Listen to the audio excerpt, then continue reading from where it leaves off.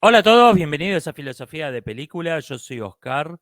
Varias personas me comentaron respecto a la anécdota que conté la semana pasada, donde me desperté en mitad de la noche y unos segundos después escuché el ruido de un pedazo de mampostería que cayó en el fondo.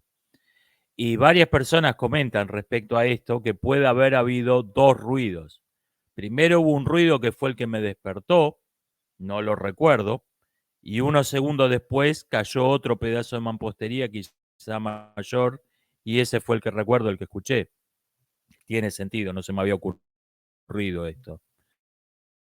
Alguien comenta que aplicando el principio de Occam, la explicación más simple tiende a ser la correcta, tenemos que quedarnos con esta hipótesis. Totalmente de acuerdo.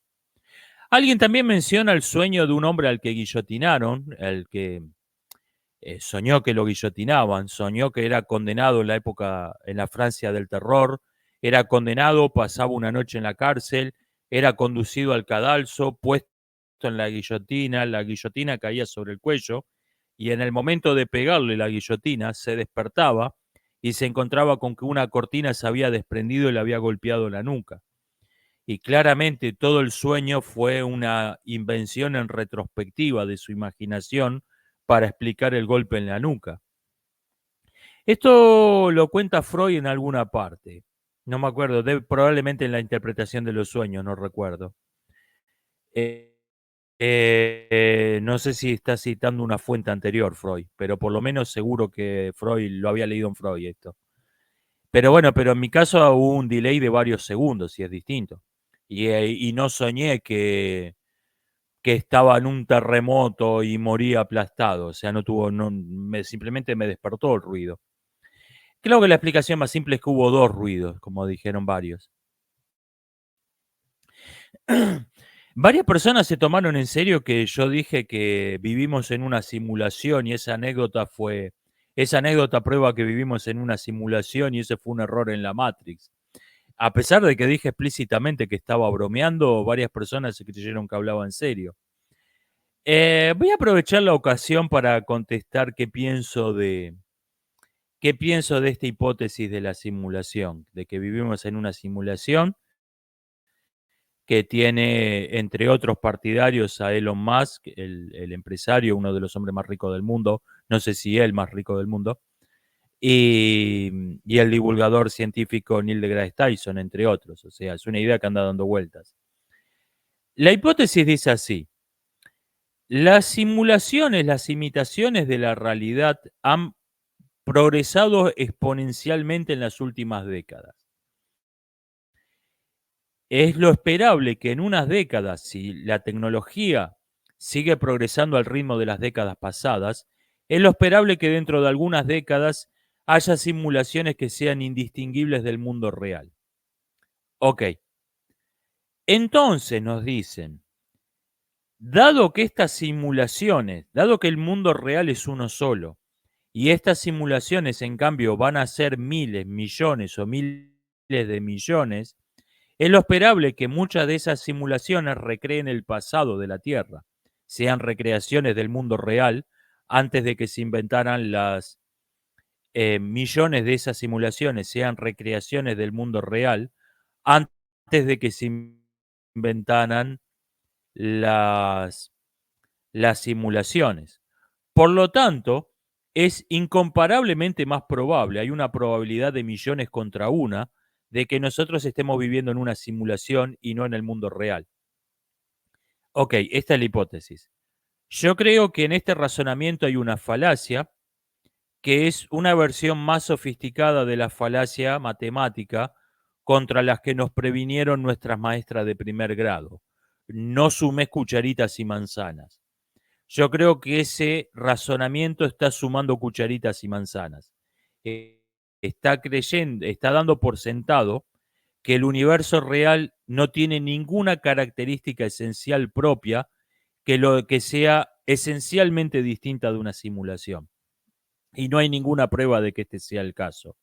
Por ejemplo, es muy probable, y yo creo en esto, es muy probable que no importa qué tan perfectas lleguen a ser las simulaciones hechas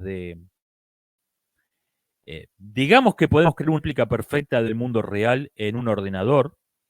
En, ese, en esa simulación no va a haber seres conscientes, aunque sea indistinguible en todo lo demás. Yo creo que no va a haber conciencias en ninguna simulación. Dado que tengo pruebas indudables de que en el universo real hay al menos un ser consciente, yo, eso quiere decir que vivimos, eso es una prueba muy fuerte de que vivimos en el universo real y no en una simulación. Porque yo no creo que pueda llegar a haber conciencias en una simulación. Y, si no, y esta creo que es una diferencia. Probablemente haya otras. El problema de base con ese razonamiento es que está dando por sentado que el universo real no tiene ninguna característica esencial propia que no pueda tener una simulación. Y esto no hay ninguna prueba de que sea el caso. Y como el universo real es algo esencialmente distinto de una simulación, entonces el razonamiento probabilístico no tiene ningún sentido. El razonamiento, la probabilidad de que hablar de la probabilidad de que vivamos en el mundo real no tiene ningún sentido, es una falacia matemática.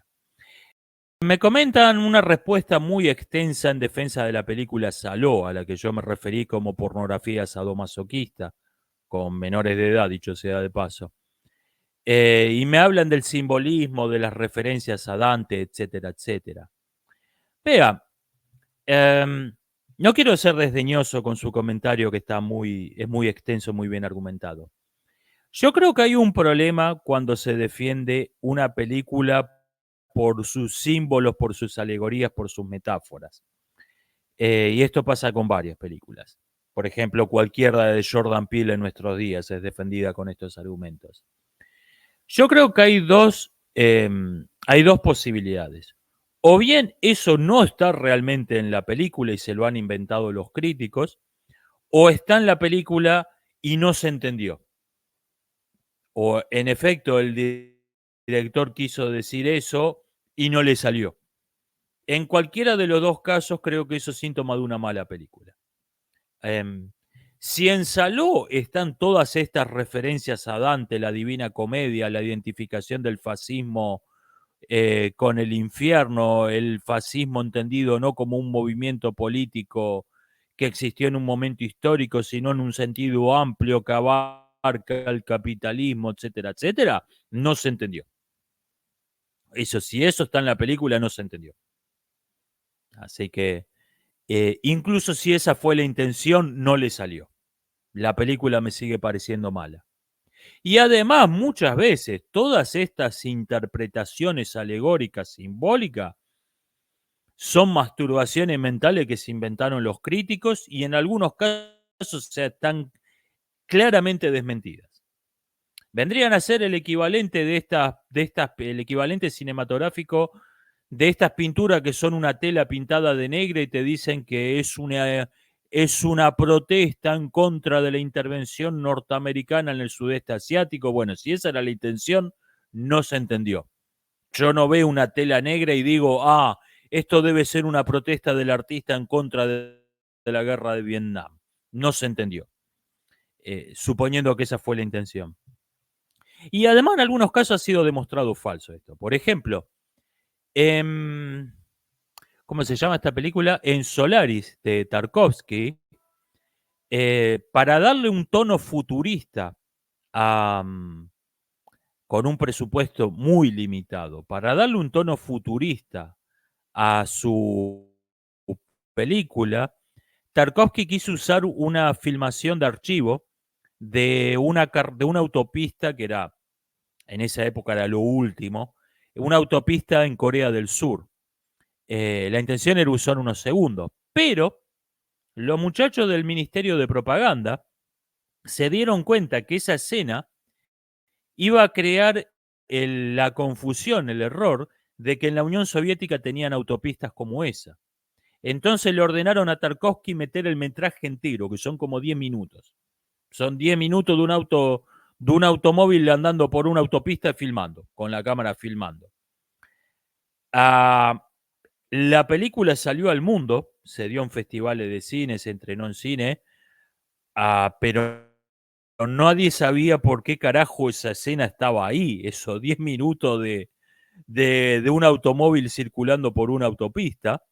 Entonces los críticos empezaron a inventar sus interpretaciones. No, que es un símbolo de la alienación del hombre en una sociedad industrial. Con los años se supo la verdad. ¿Por qué esa escena está ahí? Lo metieron, le ordenó el Ministerio de la Propaganda meterla en la película, meterla entera al metraje, no unos segundos, que es lo que quería hacer Tarkovsky, para que la gente creyera que en la Unión Soviética tenían esas autopistas, como la que tenía Corea del Sur. Y sin embargo, a pesar de que hoy se sabe la verdad, seguimos encontrándonos estas interpretaciones, no que la visión existencialista del director. En mi opinión, esa es una película que pide a gritos un fan cut que corte toda esa secuencia y deje 5 o 10 segundos, que es lo que quería hacer Tarkovsky. Esa película pide a gritos un fan cut que elimine esa escena, toda esa secuencia ridícula de 10 minutos de nada. Y sin embargo, seguimos teniendo todas estas masturbaciones mentales de los críticos. Repito, yo vi Saló y me pareció una porno sadomasoquista con actores menores de edad. No vi ninguna, no vi nada profundo, nada cinematográficamente valioso, no vi nada en esa película. Me pareció una basura como cualquier video del YouTube Mostaza. Me preguntan qué pienso de The Wall. Es una película rara porque es una ópera rock llevada al cine y Alan Parker le metió su propia cosa, no se limitó a hacer un videoclip de hora y media. Creo, la verdad que la vi a los 13 años, esa película me voló la cabeza y cada vez que la vuelvo a ver me impresiona menos.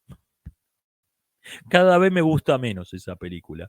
Pero bueno, eh, es un clásico, tiene su mérito, nadie discute esto, creo, nadie lo puede discutir seriamente. ¿Qué pienso del documental Don't Fuck With Kittens? Es una historia interesante, no sé si es un buen documental. Yo creo que la mina esa, la que encontró al asesino serial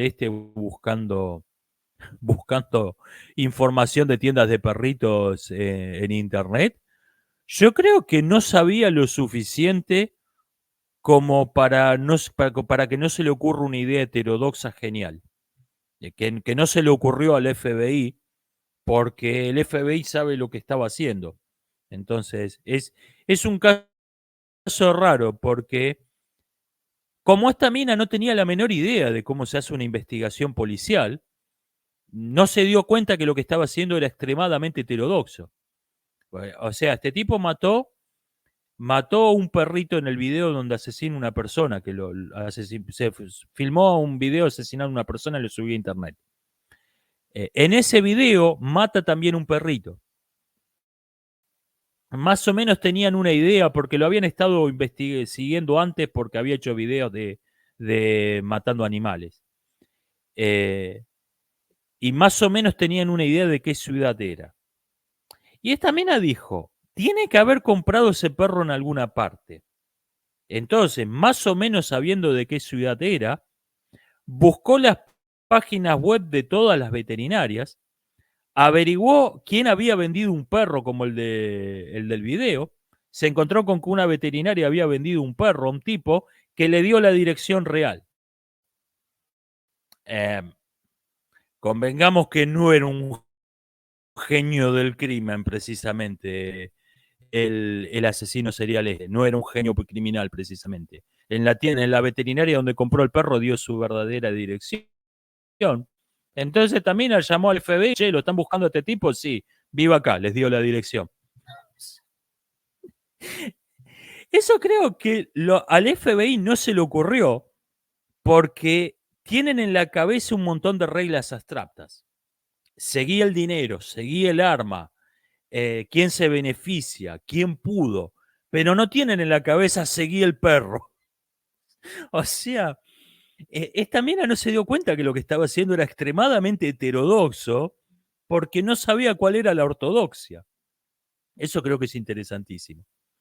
Eso creo que es interesantísimo. La ignorancia en este caso fue un beneficio. Em, Me preguntan, ¿qué pienso del Nosferatu de Klaus Kinski? Esa película creo que tiene algunos... En general, la verdad que prefiero la original. Creo que esa es una remake superflua, pero tiene algunos aciertos. Klaus Kinski, no sé si es uno de ellos. Creo que está bien en la Nosferatu de Herzog, no la de Murnau.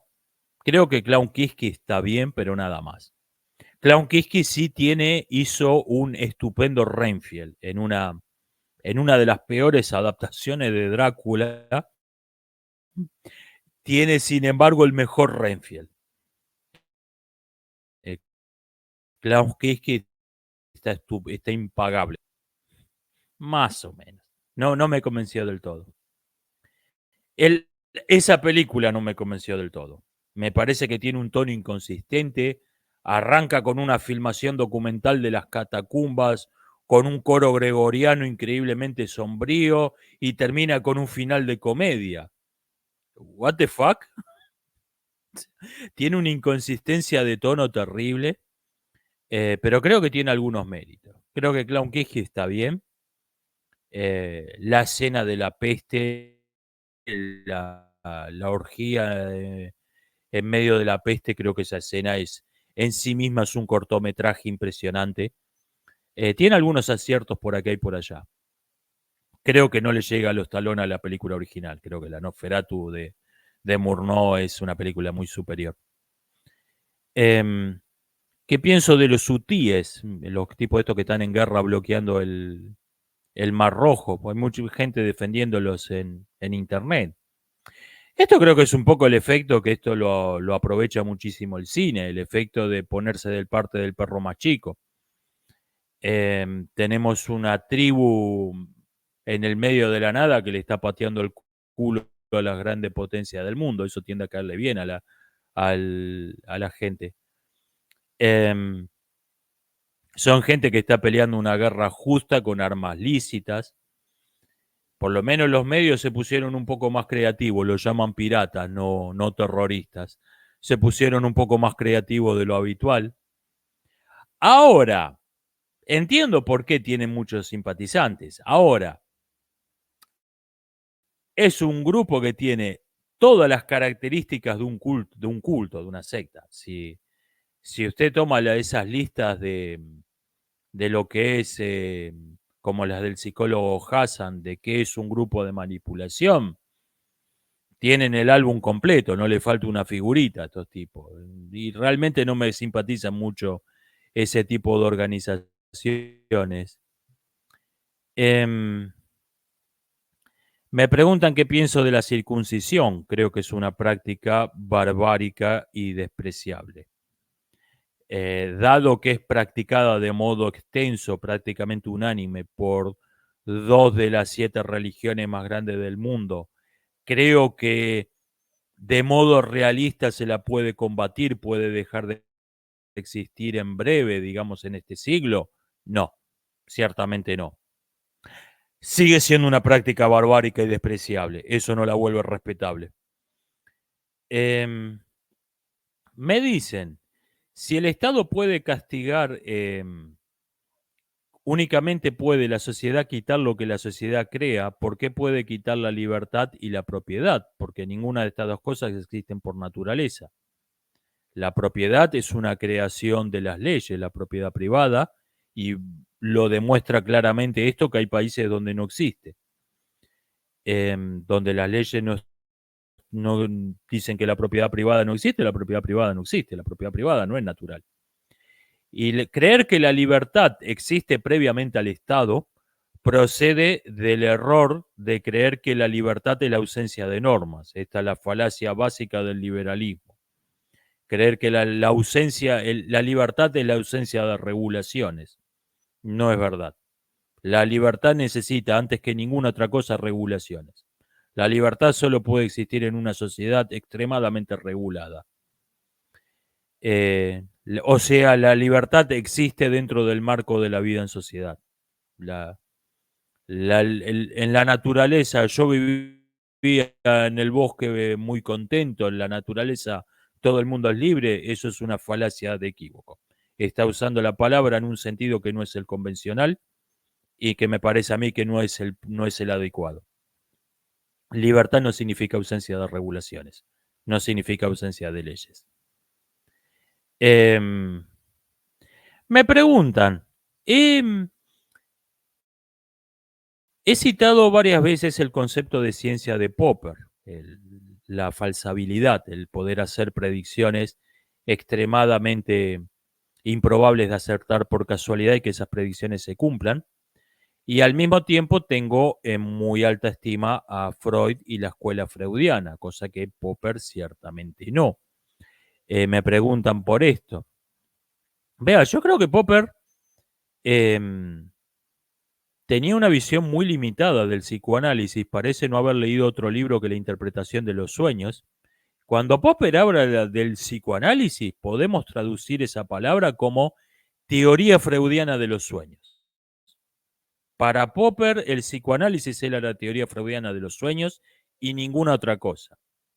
Ahora bien, si hacemos esta traducción, yo estoy de acuerdo con Popper. La teoría freudiana de los sueños es pseudocientífica por la razón por la que dice Popper.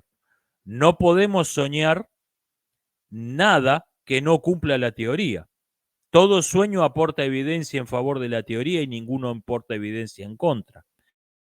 Creo que esa teoría es pseudocientífica por lo que dice Popper. Ahora bien, el psicoanálisis es algo mucho más amplio. El psicoanálisis no es la teoría freudiana de los sueños. Hoy en día hay un montón de psicoanalistas que rechazan la teoría freudiana de los sueños. Creo que tenía una visión muy limitada y incorrecta. Me preguntan qué pienso de la teoría de los haplotipos, no sé cómo se leerá esto. Es como se llama la teoría racial esta semana.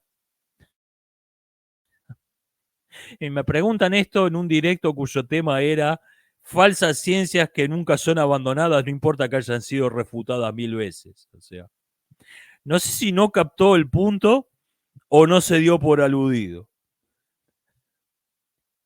Pero bueno, el video precisamente trataba de falsas ciencias que no son abandonadas nunca, que aparecen todas las... Cuando las refutan vuelven a aparecer con otro nombre. Esta semana es haplotipo y la semana que viene va a ser la teoría Cosme Fulanito. No son abandonadas nunca estas falsas ciencias. No importa que hayan sido refutadas 1000 veces. Me preguntan, ¿episodio favorito de La Dimensión Desconocida? Vea, tengo ganas de filmar una remake de El Solitario, del 7º episodio de la primera temporada, precisamente porque creo que no es gran cosa, porque creo que es una buena idea, pero no fue ejecutado bien, o sea, no contaría. Los que considero buenos tal como están, creo que están así como salieron, creo que estoy entre El Silencio y el jueves partimos rumbo a casa, que es un episodio de la 4ª temporada donde la duración de los episodios se llevó a 1 hora, en cambio, a diferencia de la duración habitual de media hora. Esto fue en general un desastre, fue una muy mala idea, pero creo que salió un episodio de bueno de esa temporada que es uno de los mejores de la serie. El jueves partimos rumbo a casa, creo que es una joya, es una obra maestra de la ciencia ficción. Me dicen, respecto del el capítulo de El Marciano, donde cultiva papas en Marte, me dicen que no se puede cultivar en Marte porque no hay bacterias que procesen el suelo no tiene bacterias que procesen los fertilizantes. Bueno, precisamente por eso usa como fertilizante una materia prima rica en bacterias en sí misma, o sea, por decirlo de algún modo. Y esta técnica puede funcionar. Me dicen que de acuerdo a la teoría de Darwin, la vida evoluciona por la supervivencia del más apto. ¿Y quién es el más apto? El que logró sobrevivir y reproducirse. Por lo tanto, según Darwin, la vida evoluciona por la supervivencia del que sobrevivió. En efecto, han comprendido cabalmente esa teoría. Yo creo que hay una fuerte evidencia empírica que apoya la teoría de que las formas de vida más complejas evolucionaron de algún modo a partir de formas de vida más simples. Ahora, la explicación que da la teoría de Darwin a esto es totalmente pseudocientífica, totalmente arbitraria. Es una pseudociencia popperiana de manual. Todo hecho la confirma y todo hecho aporta evidencia inductiva a favor y ninguno aporta evidencia inductiva en contra. Es una pseudociencia popperiana de libro. Me preguntan qué pienso del lamarquismo. El lamarquismo es esta teoría que dice que la vida evoluciona porque el comportamiento de los padres es heredado por los hijos. O sea, alguien hace, hace pesas toda la vida y el hijo nace ya musculoso, nace con cierta tendencia a desarrollar músculo fácilmente. Esto en un momento esta teoría se creyó refutada, se prefirió la hipótesis de Wallace de la selección natural, que Wallace la menciona únicamente para el origen de las variedades dentro de una especie, y Darwin el único aporte que hizo realmente a la biología es decir que las especies no son otra cosa que variedades muy pronunciadas y que la misma ley de Wallace para las variedades se podía aplicar a las especies. Ese fue su único aporte real a la biología. Y en nuestros días, sin embargo, después de considerarla refutada por casi un siglo y medio, o por más de un siglo seguro, se han hecho algunas observaciones que explican mejor la hipótesis de Wallace, la hipótesis de Lamarck, es decir, las explica mejor que la hipótesis de Wallace. Así que es complicado el asunto. Esto está muy lejos de ser un tema cerrado. El mecanismo por el que evoluciona la vida, si es que la vida evoluciona, yo creo que sí, el mecanismo por el que evoluciona la vida está muy lejos de ser un tema cerrado, de ser un tema resuelto, en contra de lo que dice mucha gente. Esto ha sido todo por hoy. Este viernes vamos a estar en un directo. Voy a hacer una reseña de un libro, algo que hago muy pocas veces. Voy a comentar y reseñar cómo fabricar a una feminista de Sarah Huff. Así que gracias a Sergio que me prestó el libro. Nos vemos ahí este viernes. Hasta la próxima.